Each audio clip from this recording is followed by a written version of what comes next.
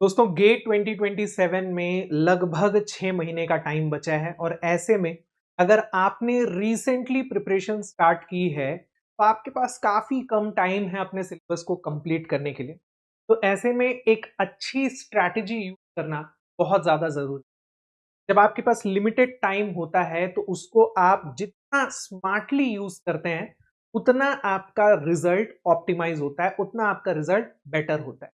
तो इस सेशन में हम इसी बारे में बात करेंगे कि कौन कौन से हाई वेटेज सब्जेक्ट्स हैं, कौन से लो वेटेज सब्जेक्ट्स, कैसे अपने डेज को आप डिवाइड कर सकते हैं, किस सब्जेक्ट को लगभग कितने दिन चाहिए होंगे। ठीक है, चलिए शुरू करते हैं इस सेशन को बिना किसी देर के। सबसे पहले तो मैं आप लोगों को बता दूं, अगर आप मैकेनिकल इंजीनियरिंग के सिलेबस को डिवाइड करेंगे तो engineering mathematics and general aptitude ये दो सब्जेक्ट्स कॉमन है, चाहे आप किसी भी ब्रांच के हो, ये दोनों सब्जेक्ट्स जो है वो आपको पढ़ने ही हैं। इसके अलावा जो कोर सब्जेक्ट्स हैं उनको आप तीन सेक्शंस में डिवाइड कर सकते हैं: applied mechanics and design, fluid and thermal sciences, production and industrial. Applied mechanics and designs में आ जाता है engineering mechanics, strength of material, theory of machines and vibrations and machine design. Fluid and thermal sciences में basic thermodynamics, applied thermodynamics, fluid mechanics and machinery, heat transfer. Production में material science, manufacturing process, industrial engineering and operation research.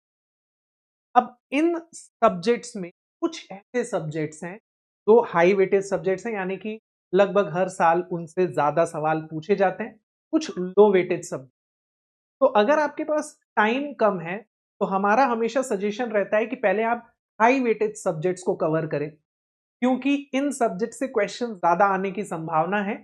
तो आप लोगों को exam में भी ज्यादा score मिल सकता है। और लो वेटेज सब्जेक्ट्स को बाद में करें, ताकि अगर आपके पास लास्ट लास्ट में टाइम कम बचे तो हो सकता है इनमें से कुछ सब्जेक्ट्स आपको स्किप करने पड़े। तो ऐसे में हाई वेटेज सब्जेक्ट्स को स्किप करने की जगह लो वेटेज सब्जेक्ट्स को स्किप करना ज्यादा जरूरी है। अब यहां हम वेटेज की बात कर रहे हैं तो मैं आपको एक और पॉइंट बताना चाहूंगा कि कुछ सब्जेक्ट्स ऐसे होते हैं जिनका वेटेज हाई होता है, लेकिन उनको पढ़ने के लिए एफर्ट भी उतना ही लगाना पड़ता है, यानी कि high weightage high effort subjects. और कुछ ऐसे सब्जेक्ट्स हैं जिनका वेटेज लो है लेकिन उनमें एफर्ट भी लो लगाना पड़ रहा है, लो वेटेज लो सब्जेक्ट, लो वेटेज लो एफर्ट सब्जेक्ट्स। तो अगर हाई वेटेज का सब्जेक्ट है लेकिन हाई एफर्ट लगाना पड़ रहा है तो उसको भी आप प्रायोरिटी लिस्ट में नीचे रख सकते हैं।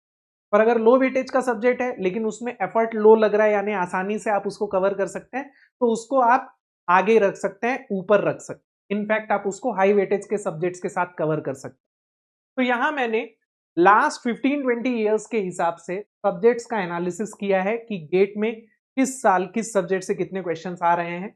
ओवरऑल वेटेज ये है, लेकिन मैं आपको बता दूं कि आप जितना ज्यादा ड्यूरेशन का वेटेज एनालिसिस करेंगे उसमें आपको दिखाई देगा कि पहले का ट्रेंड थोड़ा अलग था, अभी का ट्रेंड थोड़ा अलग है। तो कुछ ऐसे सब्जेक्ट्स यहाँ हैं जिनका वेटेज थोड़ा यहाँ पे कम दिख रहा है, लेकिन हो सकता है कि पिछले कुछ सालों में उनसे ज्यादा सवाल पूछे जा रहे हैं।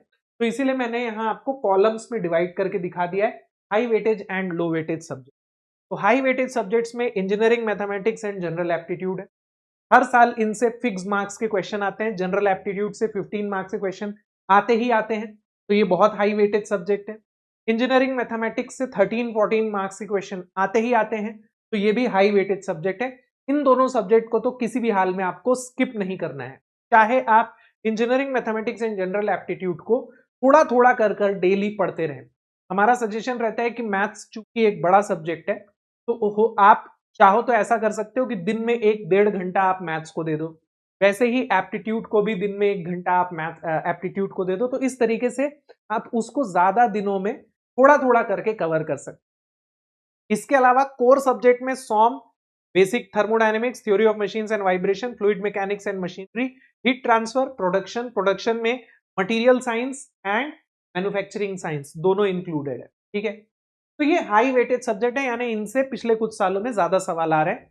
लो वेटेज में mechanics, industrial engineering, applied thermodynamics, machine design. अब इसमें देखो मशीन डिजाइन से, इंडस्ट्रियल इंजीनियरिंग से कभी कभी थोड़े ज्यादा सवाल भी आ जाते हैं। ठीक है, मशीन डिजाइन लो वेटेज सब्जेक्ट है लेकिन लो एफर्ट सब्जेक्ट भी है। इसको पढ़ने के लिए बहुत ज्यादा एफर्ट नहीं चाहिए। तो मेरा सजेशन ये रहता है कि अगर आपके पास टाइम है तो मशीन डिजाइन भी आप थोड़ा जल्दी कवर कर लीजिए, और पिछले 2-3 सालों में मशीन डिजाइन से सवाल भी ज्यादा है। इससे पहले उतने नहीं आते थे, बट पिछले 2 सालों में तो मशीन डिजाइन से लगभग 100 के बराबर सवाल आए हैं लास्ट 2 इयर्स। हो सकता है इस साल भी आ जाए, तो इसलिए मशीन डिजाइन आप प्रायोरिटी में थोड़ा ऊपर रख सकते हैं। ठीक है, अब हाई वेटेज सब्जेक्ट में कुछ ऐसे सब्जेक्ट हैं जो हाई एफर्ट भी हैं।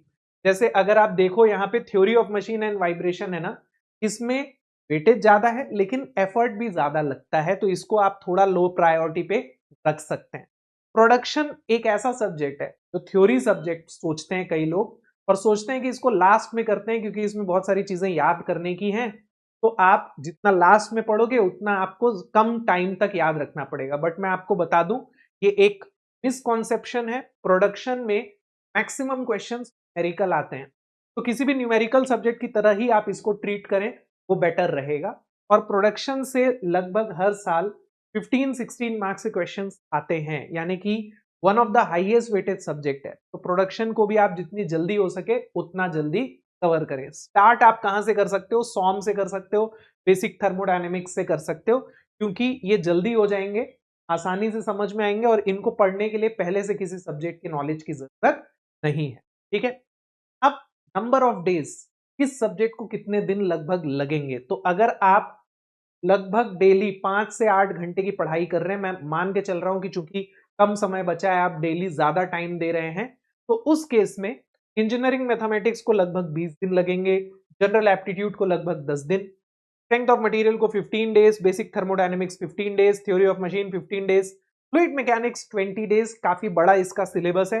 हीट ट्रांसफर 15 डेज, लेकिन ये कम टाइम में भी हो सकता है। प्रोडक्शन काफी बड़ा सिलेबस है, मटेरियल साइंस और मैन्युफैक्चरिंग साइंस अगर आप मिला लो काफी बड़ा सिलेबस है, तो 30 डेज। ओके, लो वेटेज सब्जेक्ट्स में मैकेनिक्स को 10 दिन लगेंगे, इंडस्ट्रियल को 10 दिन, अप्लाइड थर्मोडायनेमिक्स 10 दिन, मशीन डिजाइन 10 दिन। बट मैं यहां आपको बता दूं, जरूरी नहीं है कि मैंने अगर 20 दिन लिखा है तो मैथ्स 20 दिन में ही होगा। हो सकता है किसी को 18 दिन लगे, हो सकता है किसी को 24 दिन लगे, तो उस रेशियो में आप बाकी के जो डेज हैं उनको आप अपने हिसाब से लिख सकते हैं। अब आपको करना क्या है? तो जैसे आपको पता चल गया हाई वेटेज सब्जेक्ट कौन से हैं, आपकी प्रायोरिटी लिस्ट बन गई, आपको यह भी पता चल गया कि किस सब्जेक्ट को लगभग कितने दिन मिलेंगे, तो आप उस हिसाब से अपना जो भी टाइमलाइन है वो डिसाइड कर लो। आपको दिसंबर तक सिलेबस कवर करना है, आपके पास जितने भी महीने हैं, जितने भी दिन हैं, उसमें आप कब से कब तक कौन सा सब्जेक्ट कवर करोगे, तो ये शेड्यूल आप बना लीजिए। उसके हिसाब से आपका मंथली शेड्यूल और वीकली शेड्यूल तैयार हो जाना चाहिए।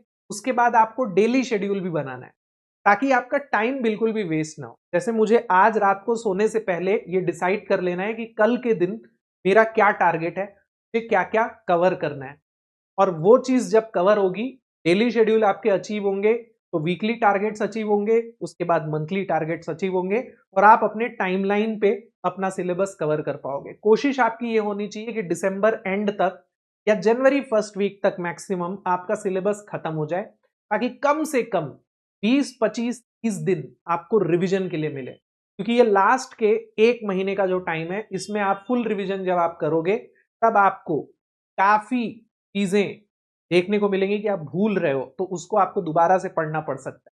तो इसीलिए रिवीजन बहुत ज्यादा इंपॉर्टेंट। अब देखिए रिसोर्सेस आपको क्या क्या यूज करने हैं। तो क्लास नोट्स के जो प्रॉब्लम्स है वो कवर करने हैं। डीपीपीज अगर आपके पास टाइम नहीं है तो आप स्किप कर सकते हो। वीकली टेस्ट दीजिए। पीवाईक्यूज जरूर करने हैं, और टेस्ट सीरीज। तो देखिए अगर आपके पास टाइम कम है तो क्लास नोट्स के प्रॉब्लम्स, पीवाईक्यूज और टेस्ट सीरीज के प्रॉब्लम इतने इनफ हैं। खासकर जो हाई वेटेड सब्जेक्ट्स हैं उनके लिए तो आपको ये सारे कवर करने ही करने हैं।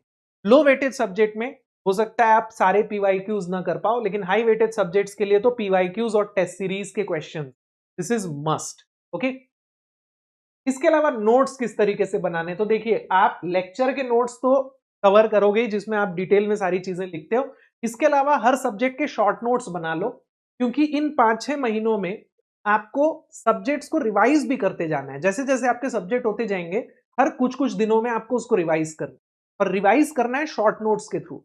15-20 पेजेस के आपके शॉर्ट नोट्स होंगे, जिनको आप लगभग आधे घंटे में रिवाइज कर सकते हो, जिसमें फॉर्मूले, की पॉइंट्स, डायग्राम्स, डेफिनेशंस ये लिखे हैं।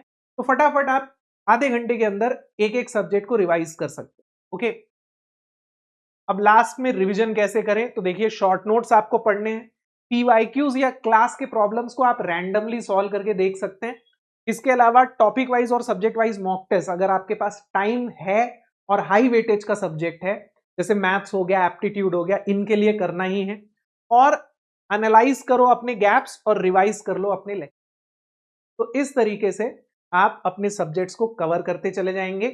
6 महीने के अंदर आसानी से आप सिलेबस कवर कर सकते हो ऑप्टिमाइज तरीके से। एटलीस्ट आप 50-60 मार्क्स अचीव करने के लिए अपने आप को प्रिपेयर कर सकते हो। अगर आपके पास टाइम ज्यादा है तो आप 80 मार्क्स तक अचीव करने का सोच सकते हो, टारगेट कर सकते हो। ओके, इसके अलावा प्रिपरेशन से रिलेटेड कोई भी डाउट्स हैं, आप हमारे टेलीग्राम चैनल को ज्वाइन कर सकते हैं। This is the official GATE वाला टेलीग्राम चैनल। ये मैकेनिकल इंजीनियरिंग के टेलीग्राम चैनल का क्यूआर कोड है और ये मेरे पर्सनल टेलीग्राम ग्रुप का क्यूआर कोड है। आप चाहें तो हमसे इसके थ्रू इंटरैक्ट कर सकते हैं। Thank you so much. उम्मीद करता हूं कि इस सेशन से आपको एटलीस्ट एक क्लैरिटी मिली होगी सब्जेक्ट्स के वेटेज और प्लानिंग के रिलेटेड। इसके अलावा और कोई भी डाउट हो तो प्लीज कमेंट करके हमें जरूर बताइए। Thank you so much, bye bye, take care, जय हिंद।